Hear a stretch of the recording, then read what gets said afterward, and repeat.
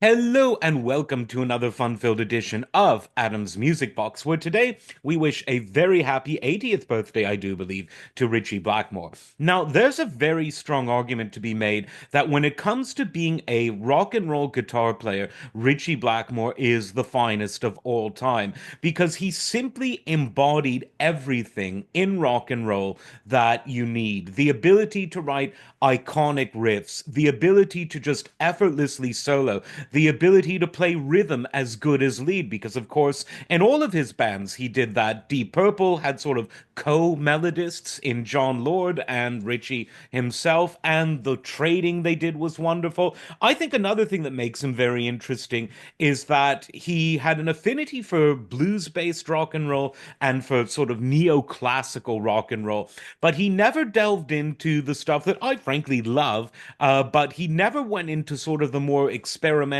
jazz fusiony sort of stuff. He stuck really with the blues and with classical. And when we're talking about pure rock and roll as expressed in hard rock, but let's just say rock and roll. Lemmy himself from Motorhead said, "Hey, it's just rock and roll. It's not necessarily hard rock. It's not heavy metal." And if we're using those parameters, I think again you could make an argument that Ritchie Blackmore is the best.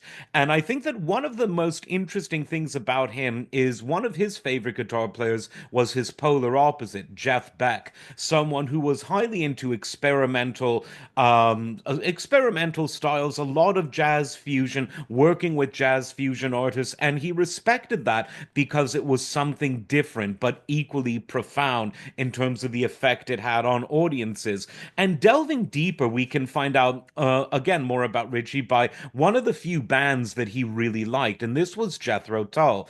And that's possibly because of some similarities. So it's the yin and yang. He liked Jeff Beck because Jeff Beck, as a guitar player, was doing in a completely different lane, but going at the same speed.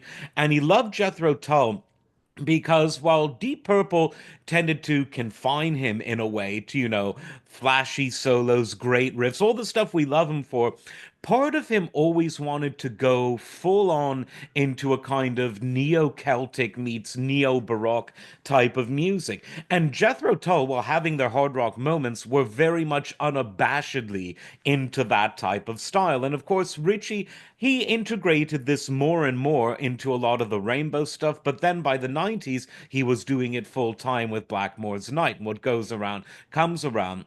In terms of the best Ritchie Blackmore album, I mean, all of the stuff he did with Purple was great, but I think Rainbow is a really interesting gateway into this enigmatic man's soul because all of their albums were so they were both consistent and different. Now, what changed? The personnel, three very different singers, four if you want to count the reunion in the 90s, or five if you want to count the most recent one.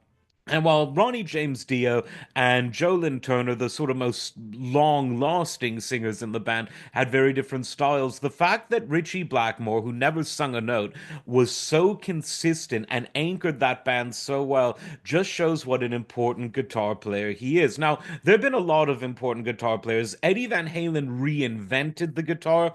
I think Jimmy Page, while a great guitarist, is probably in my world more important as a writer, arranger, and producer. But when it comes to just pure guitar in the golden era of rock prior to Eddie reinventing it, you've got to give it up for Ritchie Blackmore. A true, true original. Not always easy to work with, but he took no shit either. As always, like, subscribe, and we'll see you next time. Take care.